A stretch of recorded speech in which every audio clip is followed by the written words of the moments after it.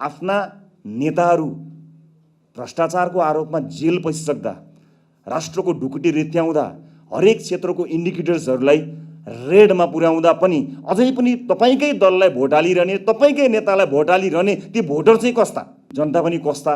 यो नयाँ दल केही नीति विचार केही पनि छैन, सिद्धान्त केही पनि छैन, भर्खरै आएको छ, तिनलाई चाहिँ भोट हालिहाल्ने जनता पनि कस्ता भनेर जनताको चेतनालाई पनि चुनौती दिएको मैले यदाकदा सुन्ने गरेको छु। हामीलाई माया गर्ने, सद्भाव राख्ने, भोट हाल्ने जनता कस्ता होइन, नयाँ मानिसहरूलाई हेरौँ न भनेर हामीलाई वारवारती तपाईँहरूले आत्तिए जसरी भोट दिएको पनि होइन। जम्मा 20 सिट र उपनिर्वाचनबाट 21 सिट पुर्याएका हुन्। कुनै पनि किसिमको नचाहिँदो भारी हामीले बोक्नु परेको छैन र जीवनभर यो भारी बोक्न नपरोस् पार्टीको जीवनभर भनेर हामीले केही कुराहरू हामीले डकुमेन्टेड गरेका छौँ। आजको युवा पुस्ता हामी जस्ता राजनीतिज्ञले जे भनिदियो त्यही पत्याएर चाहिँ बस्दैन।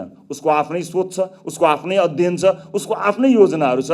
बाटो तय गरेको हुन्छ, कुन बाटोमा गएर कुन गन्तव्यमा पुग्ने भन्ने तय गरेको हुन्छ। गन्तव्य लगभग निश्चित छ। जब समृद्ध भन्दछु त्यो समाज, त्यो आर्थिक रूपको समृद्ध समाज मात्र नबुझिदिनु होला। एउटा समृद्ध समाज बन्नको निमित्त सामाजिक आयाम, आर्थिक आयाम, राजनीतिक यी समग्र विषयहरू एक ठाउँमा नआइकन ठ्याक्कै चिट्ठा परे जसरी मुलुक समृद्ध हुने नै होइन। दलका रूपमा अगाडि आइसकेपछि कसरी जाने, कुन बाटो लिएर जाने भन्ने कुराको कुन सिद्धान्त अथवा यो लेफ्ट एन्ड राइटको लफडा छ, त्यस बीचबाट पनि कसरी जाने, आफू कहाँ रहने भन्ने कुरा पनि तय गर्नुपर्ने एउटा सुरुवाती दिनदेखि नै स्पष्ट पार्नुपर्ने कुरा रहन्छ। इमान भन्ने कुरा चाहिँ कहीँबाट किनेर पनि सकिँदैन, जन्माउन पनि सकिँदैन, हुर्काउन, बढाउन, खोज्न सकिँदैन। त्यो चाहिँ नि आफैमा उत्पत्ति हुनुपर्दछ भन्ने कुराले मलाई अलिकति बढी छोएको छ। जुन ढङ्गले राजनीतिलाई एउटा व्यवसाय जस्तो बनाइएको छ त्यसबाट मुक्ति दिन सकिन्छ। नयाँ पुस्ताको नयाँ चाहना र नयाँ पुस्ताका नयाँ चुनौतीहरूलाई सामना गर्नको निमित्त नयाँ ढङ्गले राजनीति सुरुवात हुनुपर्छ भनेर हामी आएका हौँ। हामीले ढिलो जन्मेको आधारमा नयाँ भनेर दाबी गरेका चाहिँ होइनौँ। धेरै राजनीतिक दलका नेताहरूले टिप्पणी गर्दाखेरि नयाँ हिजो भर्खरै आए भनेर, हामीले जन्मका आधारमा, ढिलो जन्मेका आधारमा, अस्ति भर्खर पार्टी दर्ता भएको आधारमा र हामीसँग समावेश भएका साथीहरूको नफुलेको दारी, नखुलिएको कपाललाई दसी मानेर चाहिँ नयाँ भनेका होइनौँ। नयाँ भनेको यो युगले खोजेको नयाँ हो, संसारले खोजेको नयाँ हो। आज छिमेकका राष्ट्रहरू कहाँबाट कहाँ पुगिसके, तर आज हामी तिनलाई गाली गर्ने, स्वाद अनुसार गाली गर्नुलाई नै राष्ट्रियताको कडी मानिरहेका छौँ। तिनले गरेका आर्थिक उन्नति, तिनले गरेका प्रगतिहरूलाई नहेरिकन खालि आलोचनामा रहेर राजनीति गर्ने परम्परा जुन एउटा पुस्ताले त्यो परम्पराभित्र आफूलाई राख्यो, त्यसका विरुद्ध हामीले होइन, अब नयाँ युगका नयाँ चुनौतीहरू छन्, तिनलाई समावेश गर्दै लिएर जानुपर्छ। एउटा ठुलो तबका यो देशको नीति निर्माणमा नै चुक्यो। अवस्था के हुन्छ भनेर हिसाब गरेर तौलेर नीति बनाउनु पर्ने अथवा बनाएको नीतिलाई पनि कार्यान्वयन नै नगर्नुपर्ने जुन एउटा बाध्यात्मक परिस्थितिको जन्जालमा मुलुक फसेको छ, राष्ट्रिय स्वतन्त्र पार्टीसँग त्यो कुनै पनि किसिमको ब्यागेज छैन।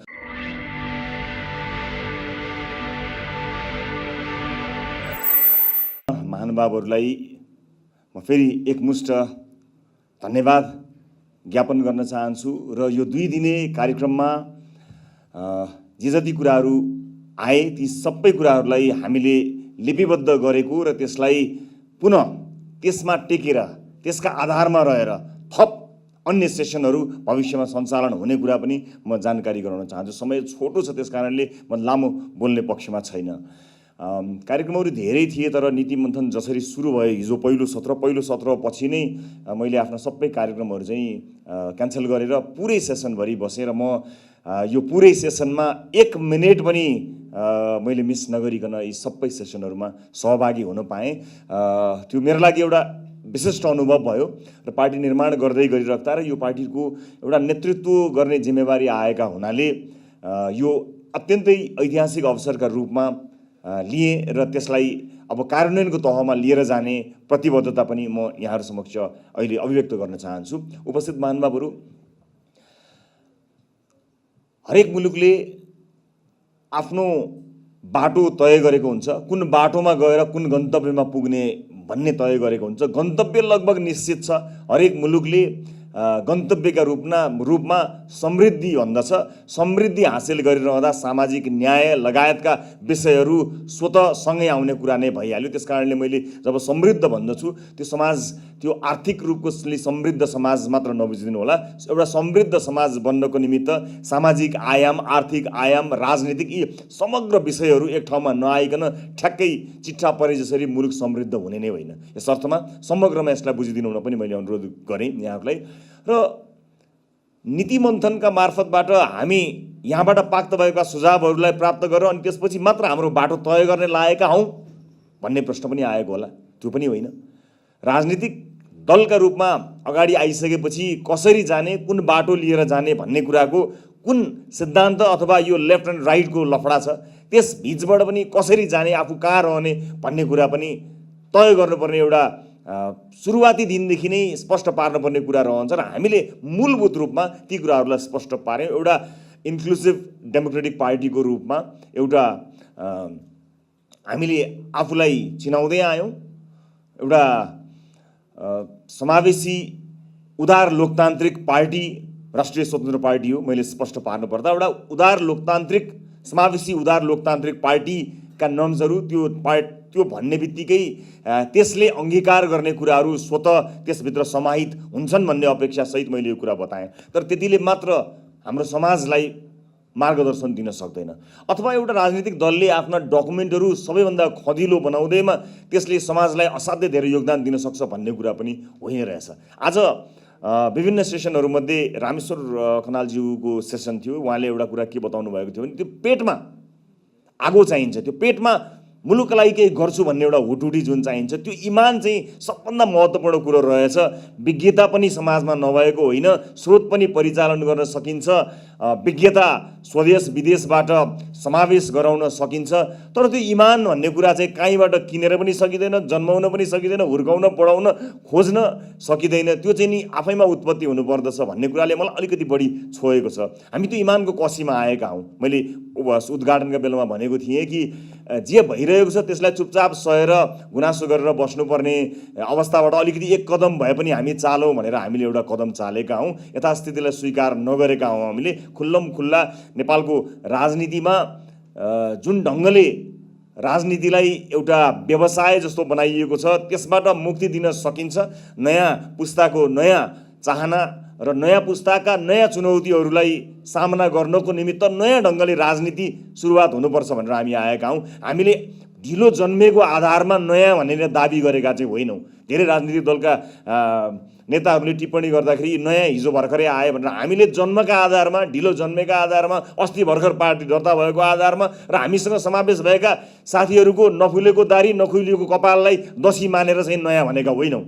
नयाँ भनेको यो युगले खोजेको नयाँ हो, संसारले खोजेको नयाँ हो। आज छिमेकका राष्ट्रहरू कहाँबाट कहाँ पुगिसके, तर आज हामी तिनलाई गाली गर्ने, स्वादअनुसार गाली गर्नुलाई नै राष्ट्रियताको कडी मानिरहेका छौँ। तिनले गरेका आर्थिक उन्नति, तिनले गरेका प्रगतिहरूलाई नहेरिकन खालि आलोचनामा रहेर राजनीति गर्ने परम्परा जुन एउटा पुस्ताले त्यो परम्पराभित्र आफूलाई राख्यो, त्यसका विरुद्ध हामीले होइन, अब नयाँ युगका नयाँ चुनौतीहरू छन्, तिनलाई समावेश गर्दै लिएर जानुपर्छ।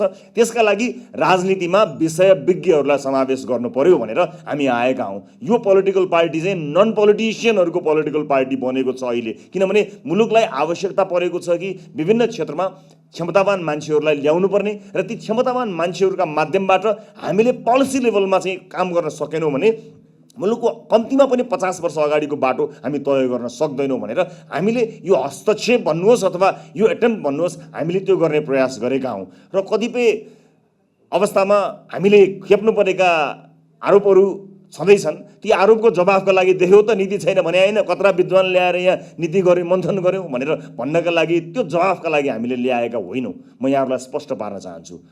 यो मुलुकमा नीति निर्माण गर्ने तहमा आइपुग्दाखेरि कयौँ कारणहरूले, विशेष गरेर राजनीतिक हस्तक्षेप र त्यो अज्ञानता होला अथवा त्यो धेरै कारणहरूले क्षमतावान मानिसहरू छुटे। किनभने उनीहरूले राजनीतिक दलको ढोका ढकढकाउन चाहेनन्। राजनीतिक दलहरूले उनीहरूलाई कहिल्यै सम्झेन। किनभने आफ्ना दलमा वरपर जो विज्ञ छन् तिनै देशका विज्ञ हुन् भन्ने एउटा भ्रम भन्छु म, त्यो रहिरह्यो। त्यसले गर्दा एउटा ठुलो तबका यो देशको नीति निर्माणमा नै चुक्यो र भएका अहिले कर्मचारी तन्त्रभित्र रहेका पनि कयौँ पूर्व ब्युरोक्रेट्सहरू अहिले नै जति मधुरमणीजीलाई हामीले सुन्यौँ, अन्य पूर्व ब्युरोक्रेट्सहरूलाई सुन्यौँ, आज उहाँहरू जति स्पष्ट हुनुभएको छ स्वतन्त्र हुँदा, हिजो राजनीतिक हस्तक्षेपका कारण, कर्मचारी तन्त्रभित्र समेत रहेको हस्तक्षेपका कारण यति खुल्न सक्ने वातावरण नै सृजना हुन सकेन। उहाँहरूलाई थाहा थियो के गलत भइरहेको छ, तर त्यो थाहा भएको कुरालाई पनि सुधार्न सक्ने वातावरण हिजो हुन सकेन। त्यसकारणले नयाँ राजनीतिक दललाई एउटा सुविधा छ। त्यो सुविधा के भने कुनै पनि किसिमको भारी बोक्नु परेको छैन। हामी जीवनभर त्यस्तो किसिमका नचाहिने भारी नबोक्ने प्रण गरेर आएका छौँ। यो कुरालाई हाम्रो दस्तावेजले स्पष्ट पार्छ। अहिलेसम्म आएको दस्तावेजले, पार्टीको विधानले यसलाई स्पष्ट रूपमा भनेको छ कि हामी कुनै पनि किसिमका भारी बोक्न तयार छैनौँ। यस अर्थमा अहिले अझ बढी हामीलाई जति सुविधा कुनै पनि राजनीतिक दललाई छैन। नीति निर्माणका तहमा मुलुकलाई आवश्यक पर्ने विभिन्न विषयका नीतिहरू हामीले जति सहज ढङ्गले अरू राजनीतिक दलले बनाउन सक्दैनन्, किनभने नीति निर्माण तहमा कयौँ राजनीतिक दलमा तत्तत विषयका मानिसहरू, व्यवसायीहरूको प्रवेश भइसकेको छ। त्यसकारणले हामीले देशका लागि नीति बनाउँदा आफूसँगै भएको आफ्नो डोनर, आफूलाई चुनावमा सघाउने व्यापारी, व्यवसायी, आफ्नो मित्र जोसुकै होस् अथवा कयौँ छिमेकी राष्ट्रहरू, उनीहरूको अवस्था के हुन्छ भनेर हिसाब गरेर तौलेर नीति बनाउनु पर्ने अथवा बनाएको नीतिलाई पनि कार्यान्वयन नै नगर्नुपर्ने जुन एउटा बाध्यात्मक परिस्थितिको जन्जालमा मुलुक फसेको छ, राष्ट्रिय स्वतन्त्र पार्टीसँग त्यो कुनै पनि किसिमको ब्यागेज छैन। कुनै पनि किसिमको नचाहिँदो भारी हामीले बोक्नु परेको छैन र जीवनभर यो भारी बोक्न नपरोस् पार्टीको जीवनभर भनेर हामीले केही कुराहरू हामीले डकुमेन्टेड गरेका छौँ। बाँकी चिजलाई हामी डकुमेन्टेड गर्नका लागि गइरहेका छौँ, जसका लागि यहाँहरूको सल्लाह, यहाँहरूको सुझावको आवश्यकता हामीले महसुस गरेका हौँ र त्यसलाई लिपिबद्ध गरेर तत्तत क्षेत्रका नीतिहरू निर्माण गर्नका लागि हामी तयार छौँ भन्ने कुराको प्रतिबद्धता जनाउन हामी गाउँ गयौँ, अहिले सहरमा छौँ र यसपछि हामी सल्लाह गरिरहेका छौँ। हामी अब युनिभर्सिटिजहरूमा जान चाहन्छौँ। यो देश युवा पुस्तालाई बढी चाहिन्छ र युवा पुस्ता, आजको युवा पुस्ता हामी जस्ता राजनीतिज्ञले जे भनिदियो त्यही पत्याएर चाहिँ बस्दैन। उसको आफ्नै सोच छ, उसको आफ्नै अध्ययन छ, उसको आफ्नै योजनाहरू छ। त्यसकारणले हामी त्यो क्षेत्रमा पनि अब जान चाहन्छौँ र क्रमशः आफ्ना डकुमेन्टहरूलाई खँदिलो बनाउने योजनामा हामी अगाडि बढेका छौँ। हामी त्यसका लागि परिरहेका छौँ। अन्त्यमा एउटा कुरा मैले भन्नै पर्ने हुन्छ, टिप्पणी गरे जस्तो पनि होला कि कहिलेकाहीँ आफूमाथि आएका आरोपहरूबाट अलिकति बाहिर निस्कन मन जो कोहीलाई पनि लाग्छ, व्यक्तिगत तवरमा पनि लाग्छ, राजनीतिक दलका रूपमा पनि लाग्छ। जनमानसमा मैले त्यो जवाफ फर्काउनको लागि जवाफ फर्केको होइन कि हामीप्रति आस्था, विश्वास, माया गरेर मुलुकमा केही हुन्छ कि भनेर नो होपबाट न्यू होपमा आएको जेनेरेसनलाई मैले बताउनै पर्ने हुन्छ कि त्यसो होइन भनेर मैले जवाफ फर्काउने हेतुले अवश्य पनि बताउन खोजेको होइन।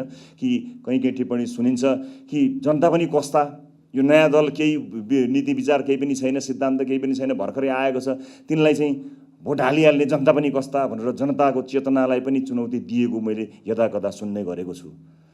हामीलाई माया गर्ने, सद्भाव राख्ने, भोट हाल्ने जनता कस्ता होइन, आफ्ना नेताहरू भ्रष्टाचारको आरोपमा जेल पसिसक्दा, राष्ट्रको ढुकुटी रित्याउँदा, हरेक क्षेत्रको इन्डिकेटर्सहरूलाई रेडमा पुर्याउँदा पनि अझै पनि तपाईँकै दललाई भोट हालिरहने, तपाईँकै नेतालाई भोट हालिरहने ती भोटर चाहिँ कस्ता, यो प्रश्न चाहिँ मैले गर्नै पर्ने हुन्छ। आम जनताले त एउटा आशा र अपेक्षा सहित नयाँ मानिसहरूलाई हेरौँ न भनेर हामीलाई वारवारती तपाईँहरूले आत्तिए जसरी भोट दिएको पनि होइन। जम्मा 20 सिट र उपनिर्वाचनबाट 21 सिट पुर्याएका हुन्। म धन्यवाद दिन चाहन्छु ती तमाम जनताहरूलाई जो परिवर्तन चाहन्छन् र परिवर्तन चाहँदै पनि पुराना राजनीतिक दलहरूप्रतिको विश्वासलाई निमिट्यान्न पार्नु भएको छैन। जनताको चेतनालाई चुनौती दिने हाम्रो त्यो हैसियत पनि छैन र त्यो चुनौती कसैले पनि नदिन पनि म यहाँबाट अनुरोध पनि गर्न चाहन्छु। त्यसैले म अन्त्यमा यी सेसन्सहरूमा सहभागी भएर आफ्नो अमूल्य समय दिनुहुने सम्पूर्ण सहभागीहरूलाई धेरै धेरै धन्यवाद दिन चाहन्छु। यहाँहरूले बताउनुभएका महत्त्वपूर्ण अभिव्यक्तिहरूले हाम्रो आँखा खोलेको छ। हामी कयौँ ती सेसन्सहरूमा चर्चा गरिरहेका छौँ कि यति महत्त्वपूर्ण कुराहरू, यति महत्त्वपूर्ण मानिसहरूले भनेका यी कुराहरू किन राष्ट्रका विभिन्न नीतिहरूमा समावेश हुन सकेनन् भनेर हामी आश्चर्यचकित पनि परेका छौँ। त्यसैले हामी अब केही समय नीति निर्माण तहमा काम गरिरहेका छौँ। भोलिका दिनमा निर्वाचनबाट आउने परिणामले एउटा सकारात्मक परिणाम दिन्छ भन्ने कुरामा विश्वस्त भएर हामी अगाडि बढेका छौँ। त्यतिखेर राष्ट्रको अमूल्य समय खर्च गरेर चुनाव जितिसकेपछि अनि कहाँ के गर्ने भनेर दौड्ने होइन, अहिलेदेखि नै तत्तत विषयहरूमा विभिन्न शीर्षकहरूमा विभिन्न क्षेत्रमा हाम्रो नीति के हुन्छ त्यसलाई तयार गरेर हामी बसिरहनु पर्ने हुन्छ, किनकि नेपाली नागरिकले एक ढङ्गको विश्वास हामीमाथि गरेका छन्। त्यो विश्वास एउटा लामो युग पर्खेर आउने विश्वास हो र हामीले शान्त विद्रोह गरेका छौँ। मुलुकमा धेरै परिवर्तन आएका छन्, विभिन्न कालखण्डमा विभिन्न ढङ्गले परिवर्तन आएको छ र यो प्राय क्रान्ति भन्ने गरिन्छ। क्रान्ति भन्ने शब्दलाई यति भयानक, यति भयावह बनाइएको, यति डरलाग्दो बनाइएको छ कि त्यो शब्द निकाल्दाखेरि हामीलाई कहीँ डर लाग्छ। तर क्रान्ति हामीले गरे जस्तो पनि हुन सक्ने रहेछ नि। शान्त क्रान्ति, मतपत्रबाट गरिने क्रान्ति, विषय विज्ञहरूलाई राजनीतिमा ल्याएर गरिने क्रान्ति, मुलुकमा विषम परिस्थिति विभिन्न क्षेत्रमा देखिएको छ, त्यसै क्षेत्रका विज्ञहरूलाई समावेश गराएर नागरिकलाई दुःख नदिइकन, रेलिङ नभाँचिकन, बाटोहरू बन्द नगरिकन, आन्दोलन नगरिकन शान्त मतपत्रबाट 5-5 वर्षमा हुने परिवर्तनमा आफ्ना एजेन्डा, आफ्ना भिजन, आफ्ना नारा र आफ्नो कार्ययोजना सहित नागरिकमा गएर भोट माग्ने र त्यसै भोटका माध्यमबाट परिवर्तन गर्ने एउटा नीलो क्रान्तिलाई सुरुवात गरेका छौँ, जसको नाम सुन्दा कोही आत्तिनु पर्दैन, कोही तर्सनु पर्दैन। म यति यहाँहरूलाई निवेदन गर्न चाहन्छु। हामीलाई धेरैले भन्छन् यस्तो जहाँ चाहिँ व्यथिति छ, भ्रष्टाचार मौलाएको छ, मुलुकमा चाहिँ अनेक अशान्ति छाएको छ, यही मौकामा तिमीहरू पनि बाहिर आऊ न, कराउ न, सडकमा आऊ न, धेरै कुरा गर्न सकिन्छ नि भनेर हामीलाई हौस्याउने, हामीलाई उचाल्ने, हामीलाई मनाउने, हामीलाई फकाउने धेरै प्रयासहरू विभिन्न ढङ्गले भएका छन्। इतिहासको कालखण्डमा त्यस्ता धेरै क्रियाकलापहरू निरन्तर भएका छन्। प्रत्येक 5-10 वर्षमा त नेपालमा परिवर्तन हुन्छ भनेर भन्दै आइएको, सुन्दै आइएको पनि कुरा छ। अहिले पछिल्लो परिवर्तनको संवाहक नेकपा माओवादी केन्द्रकै कुराकानी गर्दा पनि यदि हामीले 46-47 को आन्दोलन पछिको समय हेर्ने हो भने 46-47 को परिवर्तन पछि तुरुन्तै 52 सालमा उहाँहरूले विद्रोह गर्नुभएको थियो। 2-4 वर्षकै बिचमै विद्रोह गर्नुभएको थियो। हामीले त त्यो 2-4 वर्ष होइन, लगभग 15 वर्ष कुरेर विद्रोह त गऱ्यौँ, तर त्यस्तो कुनै विद्रोह होइन। नागरिकले कहीँ दुःख पाउनु पर्दैन। हाँसी नाची सेल्फी खिची आफूलाई मन लागेको एजेन्डा सुनेर, उम्मेदवार हेरेर, क्षमता हेरेर, कार्ययोजना सुनेर भोट हाल्न सक्ने र नीतिहरू त्यसै गरी लिएर जाने एउटा आन्दोलन क्रान्ति हामीले सुरुवात गरेका छौँ। त्यो पनि त्यति हतार गरेर होइन, 10-15 वर्ष प्रतीक्षा गरेर व्यवस्था होइन अवस्था परिवर्तन गर्न सकिन्छ भनेर हामी शान्तसँग आएका छौँ।